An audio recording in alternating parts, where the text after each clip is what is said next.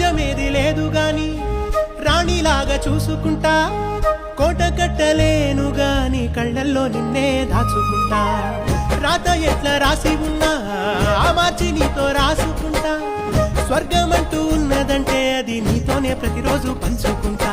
నిన్ను గన్న మీ నాన్న కన్నా అల్లారు ముద్దుగా సాదుకుంటా. నీకు కోపం వస్తే కొంత దూరం ఉంటా, నువ్వు గీత గీస్తేనే